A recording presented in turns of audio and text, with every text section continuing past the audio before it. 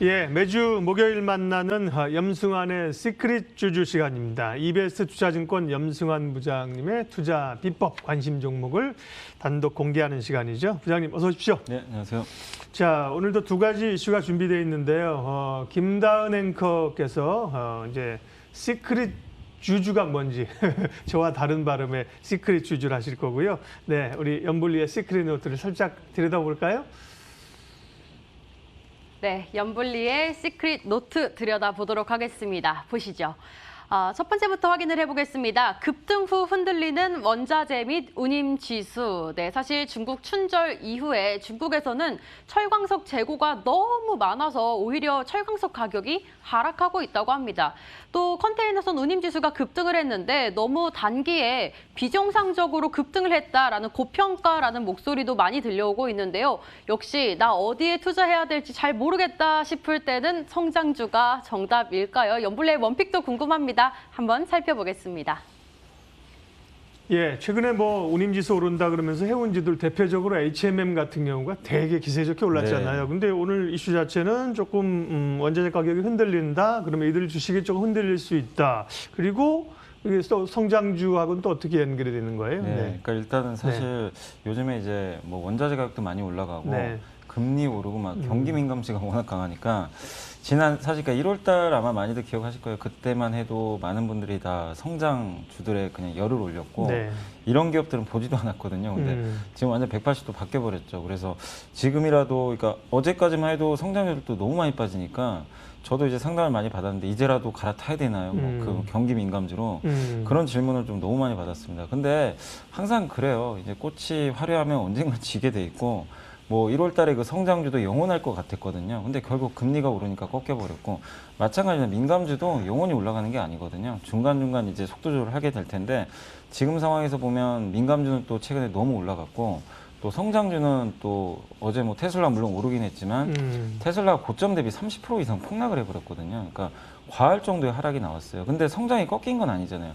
금리 때문에 뭐 할인율이 더 적용되면서 그런 거지 이들 기업들 자체에 문제가 생긴 건 아니거든요. 그래서 성장주에 대한 시각을 여러분들이 아직까지 저는 버릴 필요 없다. 그리고 과거에도 이랬던 적이 언제 있었냐면 그 2013년도가 좀 비슷하다고 합니다. 그때도 미국에서 금리가 워낙 오르면서 성장주에 대한 좀 의구심이 있었는데 그때 당시에 나스닥 지수가 월등히 강했거든요. 그러니까 금리 올라도 어쨌든 성장하는 기업들이 그 높은 성장률을 기록을 해주면 금리를 뛰어넘는다는 거죠. 그게 이제 과거 데이터로도 증명이 됐기 때문에 여러분들이 성장주 볼 때 너무 지금의 금리에 좀 이렇게 너무 민감하게 반응 안 했으면 좋을 것 같고 그리고 민감주가 좀 리스크가 있는 게 일단 어제 뭐 일시적일 수도 있지만 중국의 철광석 가격이 10% 폭락을 해버렸어요. 네. 그러니까 물론 이제 중국이 철강 감산을 한다고 하는데 원자재에서 또 중요한 요인 중에 하나가 철광석이기 때문에 영향을 줄 수 있고 또 컨테이너선 운임지수도 지금 2주 연속 좀 하락세를 좀 보이고 있습니다. 그래서 기세 좋던 운임도 좀 꺾이고 있고 또 유가도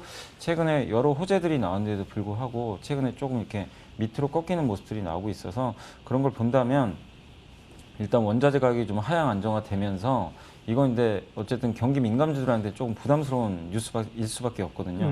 만약에 그렇다면 이쪽에서 일부 또 자금이 나와서 지금 많이 싸진 성장주로 저는 들어갈 수 있다고 좀 보고 있기 때문에 지금은 너무나 좀 저렴해진 그 단기적으로 뭐 단기든 중기든 저는 좋다고 생각하는데 성장주 한번 좀 편입을 해보자라는 좀 말씀드리겠습니다. 네, 그런 전략의 단기적인 전략, 전술적인 좀 변화이군요. 네. 그러니까 사실 뭐 해운주 가지고 계신 분들은 뭐 해운주가 나쁘다는 게 아니라 네. 해운이나 철강이나 경기 민감주 쪽이 단기적으로 많이 올라왔다. 네. 그리고 조금 노이즈가 있으니까 워낙 맞은 성장주 쪽으로도 오히려 다시 좀 눈을 돌려보자. 네. 네. 지금 성장주 빼서 사실은 경기주, 소비주로 막 가려고 하는 거거든요. 네. 이것도 좀 지나치다 이런 그거는 말씀이시고요. 좀 아닌 것 같습니다. 네. 그러면 성장주에 다시 좀 눈을 돌린다면 관심 있게 보시는 종목 하나 소개해 주십시오. 사실 오늘 많은 분들이 아마 LG화학 보실 것 같아요. 네. 테슬라가 또 올라가지고. 네.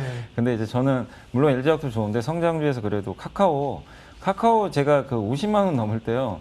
상담 정말 많이 받았거든요. 이거 지금이라도 사야 되나요? 네. 정말 그러셨는데 이게 지금 43만 원대까지 막 급락을 해버렸잖아요. 그래서 좋은 가격인데 되게 재밌는 사실은 이렇게 떨어졌는데 이제는 제가 권유를 드려도 안 삽니다. 맞아요. 무서워서 못 사요. 네. 그러니까 50만 원일 때는 비싸도 사려고 하셨던 분들이 이렇게 떨어져도요 사질 못해요. 그러니까 이래서 참 주식이 어려운 것 같은데 뭐 어쨌든 지금은 저는 좀 사야 된다는 의견이고, 뭐 카카오는 너무나 많이들 알고 계시겠죠. 카카오톡을 기반으로 해가지고 생활 밀착형 서비스 뭐 이런 자회사들을 많이 갖고 있습니다. 뭐 카카오페이 아니면 카카오 모빌리티, 뭐 카카오 TV 같은 걸 다 잘 런칭을 해서 또 카카오 뱅크까지 있잖아요. 그래서 우리가 하루에 한두 번 정도는 무조건 사용하게 돼 있잖아요.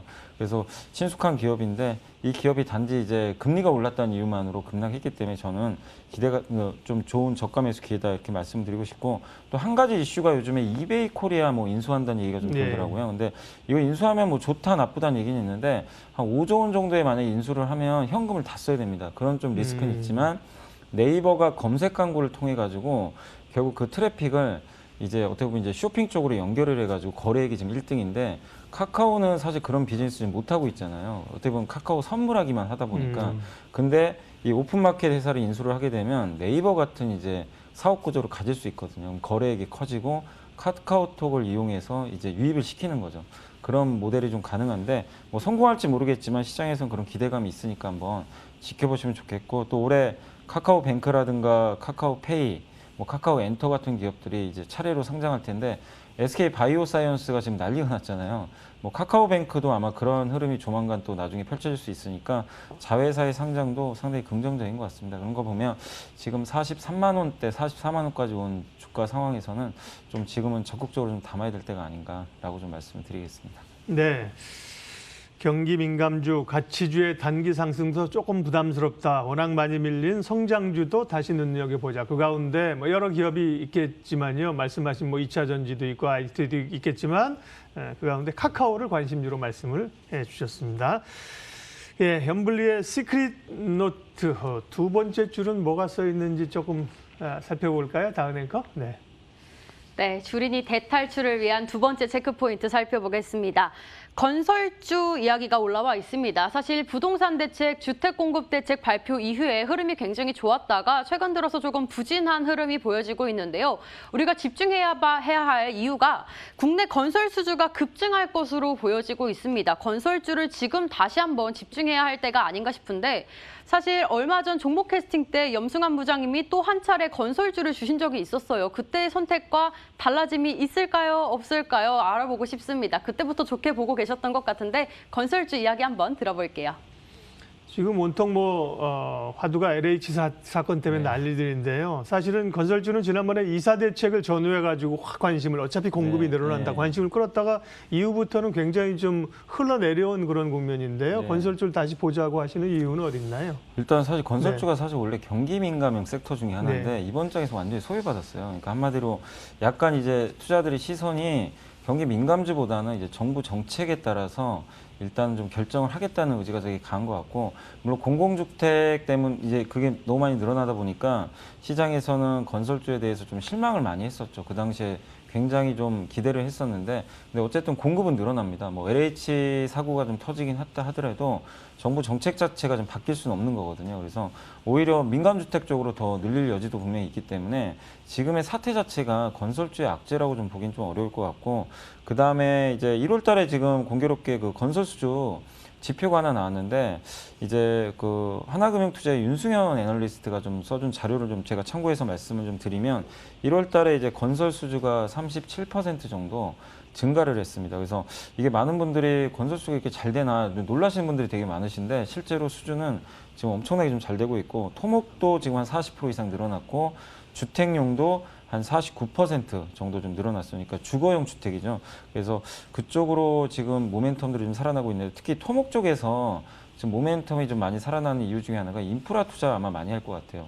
그래서 앞으로 인프라 쪽으로 이런 수주들이 계속 앞으로 늘어난다면 건자재주들한테도 상당히 좋을 수가 있기 때문에 건설 건자재 쪽에 좀 상당히 의미 있는 지표들이 좀 나오고 있다, 이렇게 좀 보시면 좀 좋을 것 같고, 일단 그리고 어차피 이제 그 4월 달에 다음 달이 이제 얼마 안 남았는데 이제 서울시 보궐선거가 있는데, 지금 야당이다 뭐 여당이다 할 것 없이 재건축 규제에 대해서는 굉장히 좀 그 완화되는 스탠스들을 좀 공약으로 내세운 것 같더라고요. 그래서 그런 걸 봤을 때 서울시장이 되게 중요하거든요. 서울시의 이 주택이라든가 이런 이제 건축 관련돼 가지고 인허가 결정권을 다 가지고 있습니다. 그래서 여기에 누가 되느냐가 상당히 좀 중요한데, 뭐 어쨌든 여당이다 야당이다 할 것 없이 재건축에 대한 스탠스가 워낙 좀 좋기 때문에 이거는 건설업종 입장에서 한번 기대해 볼 만한 거거든요. 재건축이 상당히 그동안 못했잖아요. 할 수가 없었는데 이게 만약에 풀리게 된다라면은 정말 모처럼 또 건설주들 랠리가 나올 수 있기 때문에 어쨌든 4월 재보궐선거까지도 충분한 모멘텀이 있고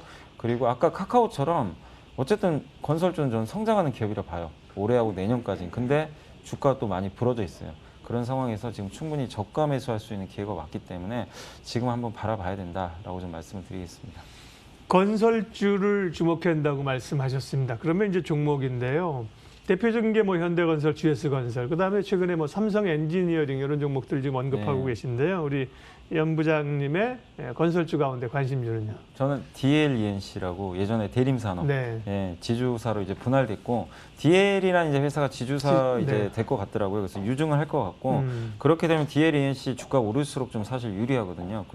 그런 면도 좀 하나의 호재고 그 다음에 이제 사실 요새 그 아파트 시장이 예전에는 뭐 꼭 브랜드보다도 굉장히 뭐 여러 가지 뭐 난립했었는데 요즘에는 그 제가 브랜드 평판을 보니까 GS건설 물론 자이가 1등이더라고요. 네. 1등인데 DLENC의 그 2편한 세상에 3위 정도 하는 것 같더라고요. 그러니까 지금 굉장히 브랜드 가치가 올라갔는데 이런 브랜드가 가치가 있는 쪽을 이 재건축 조합원들도 굉장히 선호를 하는 것 같아요.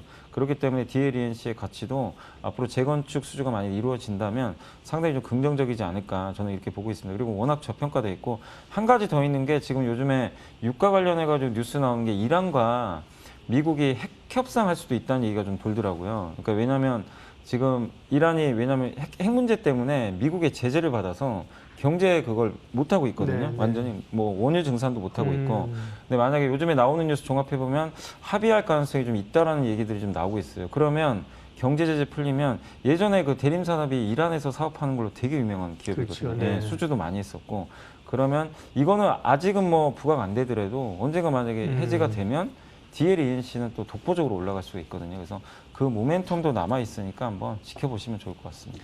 예, 옛날에 대림산업이죠. 네. DL과 DLENC로 있는 DL이 이제 지주사인 것 같고요. 네. DLENC가 사업회사일 텐데요. 네, 네.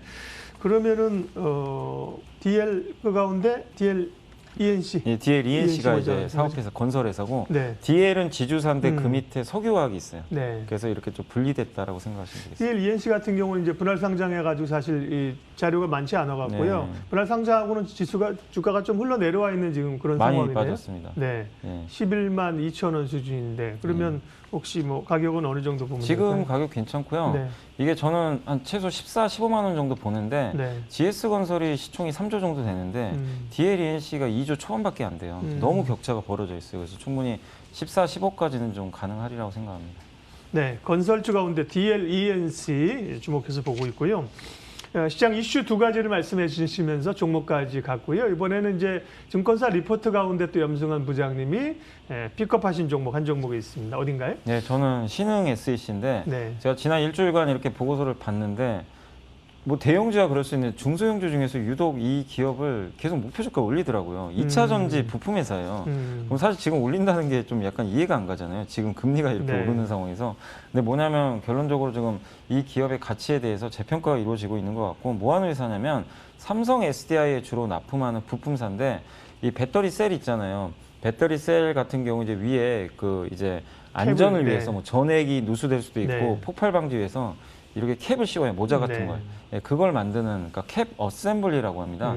이걸 제조해서 이제 납품하는데 어쨌든 실적도 좋은데 최근에 뭐 2차 전지 이슈 때문에 지금 워낙 많이 빠진 상황이고 근데 고무적인 건 삼성 SDI가 얼마 전에 헝가리 증설을 발표했고 그다음에 어제 나왔던 속보인데 중국의 텐진에 공장을 한 2천억 정도 더 들여가지고 증설한다는 뉴스가 나왔습니다. 그렇죠. 이거는 뭐 예. 한 번 더 확인을 해봐야 되겠지만 그래서 그 증설 수혜도 있고 그리고 증권사들이 올해 좋게 보는 게 이익이 48% 증가할 것으로 전망을 지금 해주고 있습니다. 그러니까 이런 여러 가지 것들을 봤을 때 주가는 싸졌는데 목표가는 올라가고 이익은 증가하니까 좋을 수 있는 거죠, 타이밍은. 그래서 일단 목표 가격은 한 49,000원 정도 좀 제시해드리고 싶고 손절가 38,000원 제시해드리고 싶은데 워낙 지금 싸니까 한번 좀 저가 매수 해보시면 좀 좋을 것 같습니다. 말씀하신 것처럼 기업 내용이나 사실은 그 안전과 관련된 굉장히 중요한 이 밸류체인에 있는데도 불구하고 뭐 양극재 이런 거 갈 때 사실은 굉장히 소외됐었어요. 신흥 SEC가. 왜냐하면 그죠? 이제 항상 소재주만 밸류에이션을 맞아요. 높게 줘버려요. 어. 부품과 장비는 약간 평가절하인데 네. 그래서 싼 게 맞아요. 그래서 지금은 좀 좋아 보입니다. 네.